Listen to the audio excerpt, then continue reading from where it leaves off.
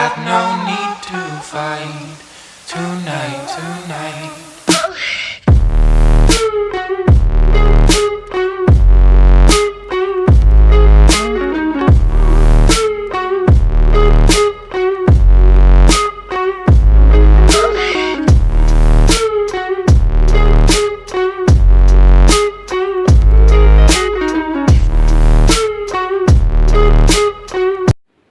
Assalamualaikum warahmatullahi wabarakatuh dan salam sejahtera kepada Ustazah Wan Hanim serta rakan-rakan seperjuangan sekalian. Saya Nur Nabila Afifah binti Azizi daripada PA 2341A, ID Matrix 2020859582. Hari ini kami akan membentangkan tajuk ideologi semasa. Dewasa ini, agama Islam sering diremeh-temehkan dan direndahkan. Justru, sebagai umat Islam, kita haruslah mengambil berat dan mementingkan agama yang kita anuti ini. Agama yang kita anuti ini sangat penting kerana ia membawa impak kepada kehidupan seharian kita. Akidah, akhlak dan juga ibadah juga merupakan titik permulaan dalam agama kita. Ideologi semasa merupakan kepercayaan. Ideologi membawa maksud set kepercayaan yang membawa kepada sesuatu pergerakan. Ideologi semasa membawa banyak jenis, iaitu secularism, modernism, pasca modernism, ideologi relativism pasca moden dan juga dualism. Kami juga mengkaji objektif kajian. Antara objektif kajian yang kami kaji adalah mengenal pasti konsep ideologi semasa. Sebagaimana yang kita tahu, ideologi semasa membawa maksud set kepercayaan. Kepercayaan bukan sahaja kepercayaan yang dianggap sesuatu kepercayaan, tetapi kepercayaan merupakan banyak maksud, iaitu kepercayaan boleh dibawa kepada dua jenis, iaitu kepercayaan dari segi perbuatan. Kepercayaan dari segi perbuatan boleh didefinisikan sebagai kepercayaan kita terhadap seseorang, seperti kepercayaan kita terhadap ibu bapa. Contohnya, kita mempercayai dan kita melakukan perintah yang ibu bapa arahkan, ataupun kita mempercayai nasihat ibu bapa itu. Selain itu, kepercayaan yang boleh didefinisikan lagi satu adalah kepercayaan yang dituturkan, iaitu seperti rukun negara kita. Contohnya, kepercayaan kepada Tuhan. Selain itu, objektif kajian yang kami kaji adalah memfahami konsep ideologi semasa itu. Seperti mana yang kita tahu, ideologi semasa membawa maksud set kepercayaan. Seperti mana yang kita pelajari juga, ideologi memberi banyak jenis, iaitu secularism, modernism, pasca modernism, ideologi relativism, pasca modern dan dualism. Setiap jenis-jenis ideologi ini membawa banyak maksud, dan maksud-maksud yang tersirat di dalam jenis-jenis ideologi ini penting kerana ia adalah titik permulaan ataupun sesuatu perkara yang membawa kita ke arah kebaikan. Terima kasih. Assalamualaikum dan selamat sejahtera saya ucapkan kepada Ustazah Wan Rashidah Hanim binti Wan Muhammad dan rakan-rakan sekalian. Nama saya ialah Nurul Alia Farhana binti Mokhtar.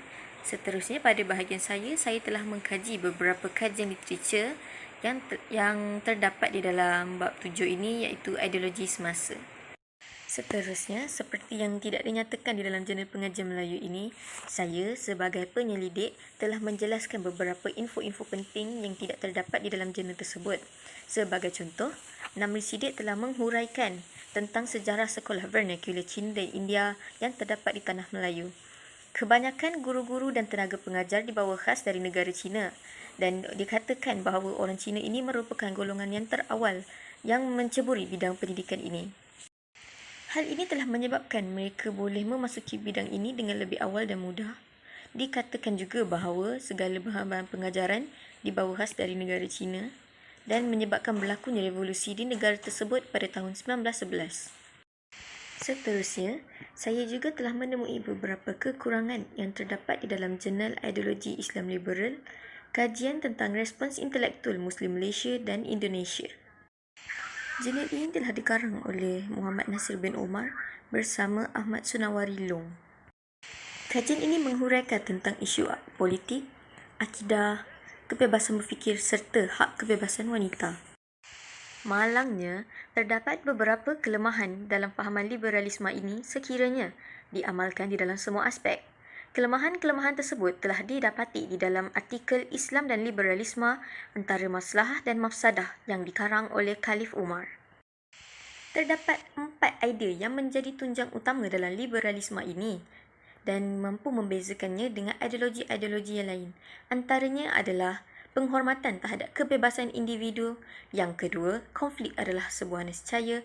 Yang ketiga, perlawanan terhadap kekuasaan. Dan yang keempat, perubahan adalah baik dan tidak boleh dielakkan. Kelemahan bagi idea yang pertama adalah golongan liberal bertentangan dengan golongan konservatif yang menganggap bahawa kebebasan individu akan mengancam kepercayaan golongan masyarakat.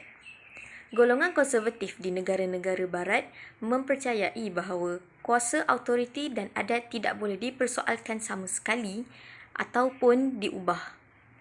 Seterusnya, kelemahan bagi idea yang kedua adalah pemikiran golongan sosialis dengan golongan liberal adalah berlawanan. Golongan sosialis menyatakan bahawa konflik akan terhapus sekiranya punca ketidaksamarataan material dapat diatasi. Seterusnya, pada idea yang ketiga pula, kelemahannya adalah mereka menganggap bahawa manusia merupakan sebuah kuasa yang sangat zalim. Hal ini kerana mereka sentiasa berasa curiga dan was-was terhadap autoriti yang dikuasai oleh manusia. Akhir sekali adalah kelemahan bagi idea yang keempat, iaitu dengan wujudnya kefahaman liberalisme ini, maka penganut dan pengamal kefahaman tersebut telah menjauhkan diri mereka dari penglibatan dalam autoriti keagamaan mahupun moral. Sekian saja, terima kasih. Dalam kajian Pak Witro 2010, beliau menjelaskan mengenai postmodernisme pada abad ke-21. Beliau menerangkan kebudayaan modernisme ini boleh membawa kehancuran secara perlahan-lahan. Setelah diteliti dalam kajian beliau, terdapat beberapa maklumat yang beliau kurang jelaskan. Antaranya menjelaskan ideologi relativisme pasca modernisme yang merupakan reaksi terhadap kegagalan moderniti. Selain itu, maklumat mengenai aliran pasca modernisme meliputi disiplin ilmu antropologi, psikologi, sosiologi, sejarah, politik dan sebagainya kurang dijelaskan. Dalam kajian yang dibuat oleh Ismail 2007 mengenai kritikan terhadap sekularisme melalui pandangan Yusof Qadahari. Dalam kajian tersebut, beliau menerangkan mengenai pengertian sekularisme hingga kemunculan sekularisme di Barat. Selain itu, Yusof Qadahari menyatakan beberapa faktor kemunculan sekularisme di Barat, antaranya adalah faktor agama, faktor pemikiran masyarakat, namun tidak menerangkan dengan lebih lagi. Seterusnya, beliau juga kurang menjelaskan cabaran sekularisme sebagai ideologi yang mengasaskan ideologi-ideologi semasa dan sekularisme dari sudut terminologi. Seterusnya, saya akan menjelaskan mengenai dualisme. Dualisme bermaksud kepercayaan kepada kekuatan atau Tuhan yang menyebabkan wujudnya dunia. Manakala dalam falsafah dualisme sering dikaitkan dengan doktrin transcendensi di mana ada alam yang terpisah atau berada di dalam dunia lain. Faktor yang menyumbang kepada dualisme ialah fahaman dan amalan pendidikan yang dipelajari. Descartes menyatakan banyak gejala penting yang bukan dari hasil tubuh atau jiwa semata-mata, banyak interaksi yang berbeza dihasilkan. Seterusnya adalah Cartesian dualism. Ia membawa maksud jiwa dan tubuh juga terpisah. Ia merupakan sebahagian daripada eksperimen pemikiran terdiri daripada pemikiran individu yang terpisah dari tubuh dan dunia luar. Dualisme minda ialah fenomena mental bukan fizikal, iaitu minda dan badan adalah berbeza dan dapat dipisahkan. Jiwa adalah kesedaran dan fikiran yang tidak bergantung pada ruang dan masa. Tubuh tanpa jiwa pula seakan mesin yang bergerak dan berfikir tanpa kesedaran. Unsur utama proses sekularisasi. Konsep sekularisasi ialah proses keruntuhan peranan agama dalam masyarakat yang melibatkan masyarakat bercorak lebih rasional, materialistik dan utilitarian. Konsep sekularisasi bukan hanya menekankan soal duniawi dan material, malahan turut melibatkan perkara-perkara seperti kecenderungan dalam mengejar kebahagiaan dan keseronokan, kebebasan yang meningkat dari segi sains, ilmu pengetahuan dan nilai, serta pemisahan agama dari politik dan kerajaan.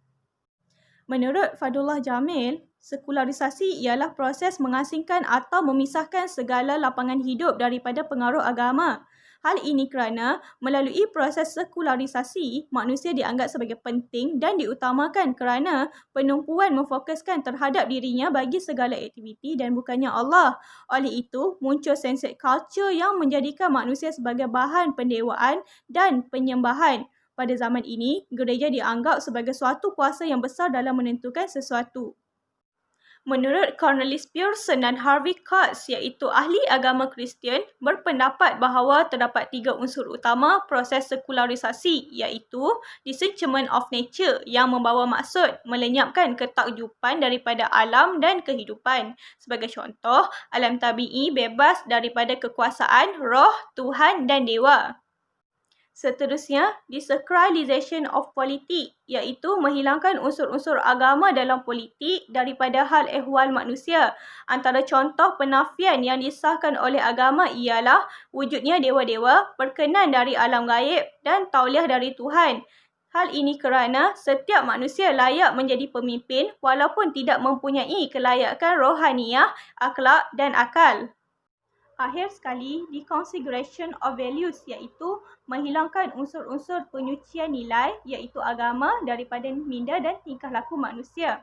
Penafian kesucian dan kekekalan nilai-nilai serta sistem nilai dianggap sebagai satu hasil kebudayaan yang bersifat relatif dan hanya sementara. Hal ini kerana agama dianggap sebagai satu alat untuk mendapatkan sokongan. Apabila nilai tiada, maka ketinggian tamadun tidak dapat dicapai kerana tiada unsur agama, tradisi dan budaya bagi membentuk adab, akhlak dan juga etika bagi memartabatkan kehidupan. Assalamualaikum warahmatullahi wabarakatuh dan salam sejahtera. Saya Nurul Jamilah binti Zainuddin, ID pelajar 20208448554. Di sini, saya ingin meneruskan pembentangan iaitu dengan membentangkan sedikit sebanyak tajuk modernisme dan pasca modernisme. Modernisme merujuk kepada gerakan kebudayaan dalam seni, seni bina, muzik, kesusastraan dan seni gunaan yang berkembang sejak 30 tahun sebelum tahun 1914. Istilah ini merujuk kepada gerakan politik, kebudayaan dan seni yang muncul pada akhir abad ke-19 dan awal abad ke-20. Ianya merupakan serentak dengan perubahan yang berlaku dalam kalangan masyarakat barat. Gerakan ini menekankan kuasa manusia mencipta, membaiki dan membentuk semula persekitaran mereka dengan adanya bantuan ilmu sains, teknologi dan uji kaji praktikal. Modernisme juga menggalakkan penilaian semula setiap aspek kewujudan dari perdagangan ke falsafah dengan matlamat menentukan apa itu yang menyekat kemajuan sosial dan menggantikannya dengan sesuatu kaedah yang lebih baik. Terdapat sesetengah penafsir yang mendefinisikan modernisme sebagai cara pemikiran satu atau lebih banyak ciri yang ditakrifkan secara falsafah. Contohnya, kesedaran diri ataupun rujukan sendiri di mana ianya melangkaui semua perkara baru dalam seni dan disiplin. Okey, ciri-ciri modernisme ni adalah kesedaran diri dan ironi mengenai tradisi sastra dan sosial yang sering menyebabkan eksperimen dengan bentuk bersama-sama dengan penggunaan teknik yang mampu menarik perhatian terhadap proses dan bahan yang digunakan untuk mencipta lukisan, puisi, bangunan dan lain-lain. Modernisme ni secara terang-terangan menolak ideologi realisme dan menggunakan karya-karya masa lalu oleh pengambilan kerja Rick Price, penggabungan, menulis semula, rekapitulasi dan semakan ataupun parodi. Sedangkan sesetengah ulama melihat modernisme yang berlanjutan hingga ke abad 20 berubah menjadi modernisme terlambat ataupun modernisme tinggi yang kemudiannya digantikan oleh pasca modernisme. Pasca modernisme terbagi kepada dua aspek yang mana kedua-duanya adalah reaksi terhadap modernisme dan moderniti. Ini telah dibicarakan dalam pelbagai keadaan dan dapatan. Menurut Christopher Norris dalam bukunya yang bertajuk The Truth About Postmodernism pada tahun 1996, kehadiran pasca modernisme ini dapat dikesan melalui 3 tunjang utama, iaitu pasca strukturalisme, istilah pasca modernisme itu sendiri dan istilah pasca modernisme budaya. Istilah pasca strukturalisme, pasca moden dan pasca modernisme budaya itu sesungguhnya adalah sebagai petanda akan lahirnya satu dunia baru yang dinamakan zaman pasca modernisme. Ketiga-tiga istilah itu mempunyai hubungan dengan dunia falsafah, soal sosial dan estetik. Jadi, di sini dapatlah diartikan sebagai suatu fahaman ataupun pegangan yang menjadi anutan dan kepercayaan baru selepas moden. Pegangan ataupun fahaman itu membuat fenomena budaya yang disatukan dalam komitmen pada heterogeneiti, fragmentasi, perbezaan serta reaksi terhadap modernisme itu sendiri. Konsep pasca moden melakukan transformasi daripada pandangan dunia moden yang menganggap realiti itu dapat disusun mengikut hukum-hukum yang menurut akal fikiran dan dapat dipegang. Juga dapat difahami bahawa pasca modernisme antara lain konteksnya ialah untuk menentang apa yang dikatakan realisme itu. Dunia pasca modernisme cuma merungkai dan menghancurkan ketetapan-ketetapan yang mana ianya dibina oleh modernisme. Pasca moden adalah satu zaman, suatu daripada hasil tindakan ataupun hasil gerakan yang ingin melihat fenomena sosial harus terlebih dahulu jangan dipenjara oleh anggapan dasar teori buku iaitu grand narrative yang diciptakan oleh modernisme hendak diubah, diperbaiki dan disempurnakan oleh para pemikir-pemikir para modernisme. Bismillahirrahmanirrahim. Assalamualaikum. Nama saya Nurul Uswatul Husna binti Muhammad Rafi. Nombor matrik saya 2020837164. Saya akan membincangkan cabaran pasca modernisme terhadap akal dan pemikiran Islam. Umat Islam kini berhadapan dengan pelbagai cabaran dan pemikiran, antaranya adalah fahaman pasca modernisme. Fahaman ini disebarkan oleh proses globalisasi melalui kecanggihan teknologi komunikasi dan maklumat. Pasca modernisme menjadi cabaran kerana ia telah mempengaruhi dunia Islam. Cabaran yang pertama ialah kurangnya penguasaan umat Islam kini berbanding dengan umat bukan Islam dalam bidang ilmu fardu kifayah. Pada zaman kegemilangan Islam dahulu, khususnya pada zaman Bani Abbasiyah, umat bukan Islam menjadikan umat Islam sebagai sumber mereka mempelajari dan kemudian mengembangkan ilmu dalam pelbagai bidang, baik bidang sains kemanusiaan maupun sains tabi'in. Kategori ilmu yang pertama merupakan teras dengan ilmu yang berkaitan dengan Allah sebagai pencipta, kepercayaan kepada para rasul, kitab-kitab, para malaikat, hari pembalasan dan ketentuan Allah. Kategori ilmu yang kedua pula merangkumi ilmu-ilmu yang diperlukan untuk memenuhi keperluan hidup, termasuk memenuhi amanah sebagai pentadbir atau pengurus di muka bumi. Dalam kategori ini, pelbagai ilmu sains kemanusiaan seperti sosiologi, sejarah, psikologi, pengurusan dan ilmu sains tabi'i seperti kimia, fizik, biologi dan perubatan. Umat Islam secara sejagatnya masih belum menguasai kedua-dua kategori ilmu itu secara bersepadu dan seimbang. Sebagai pendidikan, sebahagian besar umat Islam masih terbelenggu oleh sistem dualisme, iaitu yang memisahkan ilmu keagamaan daripada ilmu duniawi dan sebaliknya. Maka, lahirlah pengkhususan atau ilmu aliran yang mengakibatkan adanya golongan lulusan bidang agama dan golongan lulusan bidang bukan agama, iaitu sains perubatan, undang-undang, pengurusan dan sebagainya. Penguasaan ilmu-ilmu keagamaan dianggap sebagai pengkhususan golongan tertentu sehingga golongan yang berada dalam aliran atau pengkhususan ilmu bukan keagamaan seakan-akan tidak diisyaratkan menguasai ilmu keagamaan sebagai ilmu teras. Selain itu, sejak umat Islam mengalami kemerosotan khususnya setelah kejatuhan Khilafah Utsmaniyah pada tahun 1924, pelbagai aliran gerakan dan individu yang memberikan reaksi untuk memperbarui pemikiran umat Islam. Namun, malangnya panggilan pemikiran umat Islam yang diharapkan itu tidak melalui proses yang sewajarnya tetapi lebih kepada mencedok semula falsafah-falsafah kebendaan iaitu materialism yang dipelopori tokoh-tokoh modernisasi barat. Akibatnya timbul bid'ah, pemikiran yang dibawa oleh mereka bermatlamatkan untuk membebaskan diri daripada petunjuk Islam dan menolak hukum hakam wahyu sehingga boleh dikategorikan kepada istilah zindik. Sebahagian masyarakat Islam terutamanya anak-anak muda mudah terpedaya dengan cara ini merasakan mereka juga perlu diberi hak sedemikian dalam segala perkara.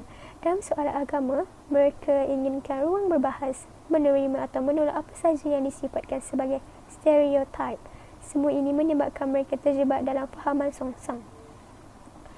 Realiti umat Islam hari ini perlu ramai yang terpersona dengan pemikiran modernisasi barat yang pekat seperti kebebasan mutlak iaitu freedom without responsibility, ketidakpercayaan terhadap autoriti dalam penjelajahan mempromasi fahaman nihilism yakni suatu aliran pemikiran bebas untuk melakukan apa yang dimahukannya tanpa panduan dan etika serta tidak campur tangan orang yang berhak memberikan pendapat.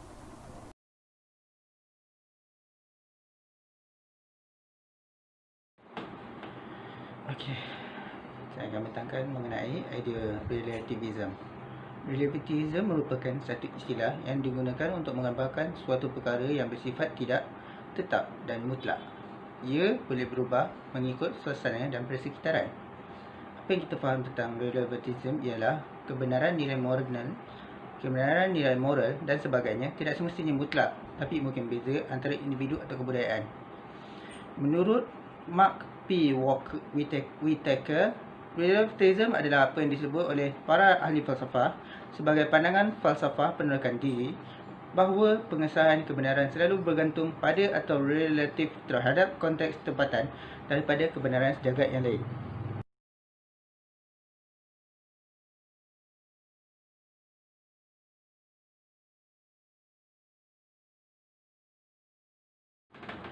Seperti yang kita ketahui, dalam ciri-ciri ideologi relativism terbahagi kepada 4, iaitu menafikan universalism, menafikan absolution, menafikan objectivism dan juga menafikan monism. Okey, ciri pertama adalah menafikan universalism. Menafikan universalism adalah menunjukkan tidak wujud satu petunjuk sejagat berkenaan kebaikan dan lain-lain. Ciri yang kedua pula ialah menafikan absolutism, iaitu menafikan yang merujuk kepada tidak wujud nilai-nilai yang bersifat tepat dan tidak berubah seperti nilai kebenaran, kebaikan, keburukan dan lain-lain. Seterusnya adalah penafian terhadap monism, iaitu hanya satu pandangan daripada seorang yang individu. Seperti yang kita tahu, mono ialah satu. Okey, ia tidak menerima persetujuan daripada masyarakat yang tinggal di kawasan itu. Okey, seterusnya adalah ciri relativism ialah menafikan objektif. Ia dipengaruhi dan kepelbagaian atau pemikiran orang yang lebih abstrak. Tak ada perbezaan pemikiran yang boleh mensimulasi atau gambaran pada era pasca moden. Terbagi kepada dua nilai, iaitu nilai kognitif dan estetika yang tidak bebas daripada pengaruh minda dan nilai tidak mampu bebas tanpa bergantung kepada pemikiran manusia yang saling berbeza.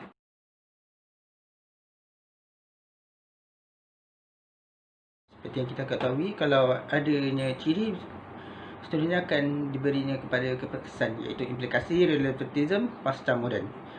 Implikasi relativism pasca moden antaranya adalah dari segi undang-undang, penolakan autoriti dan tradisi. Ia menolak sistem hukum yang dibawa dalam bentuk syariat seperti Islam. Dengan itu manusia akan tersesat tanpa panduan syariat sebagai penyelamat. Dalam konteks ini, menentang nilai-nilai rohaniah yang hakiki, menolak ibadat.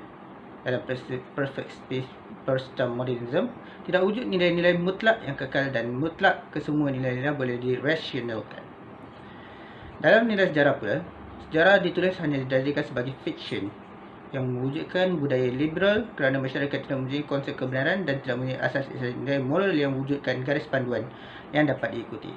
Di samping itu, pragmatik terhadap urusan dunia hanya berlandaskan teori praktikal dan bersifat kolektif semata. Lepas berlakunya relativism, perkembangan ilmu pengetahuan berlaku secara meluas. Iaitu dari sudut budaya, bebas memilih mana-mana budaya yang difatkan baik dan berkualiti. Akibatnya, tercetus perpecahan kaum kerana relativism budaya memandang bahawa tidak ada budaya yang lebih baik daripada budaya lainnya. Berlakunya kemerosotan nilai-nilai moral kerana setiap pandangan tidak ada hak mutlak atau salah. Akhir sekali, dari sudut sosial, gejala sosial akan bertambah kerana tidak ada yang boleh menilai seorang itu salah atau seharusnya, menyebabkan gejala tersebut semakin menjadi